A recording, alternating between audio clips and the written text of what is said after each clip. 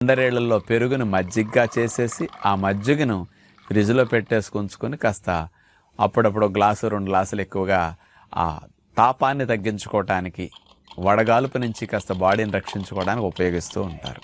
ఈ మజ్జిగ మీరు ఫ్రిడ్జ్లో పెట్టకుండా చిన్న కుండ తీసుకోండి. ఆ కుండలో మజ్జిగ పోసేసేయండి.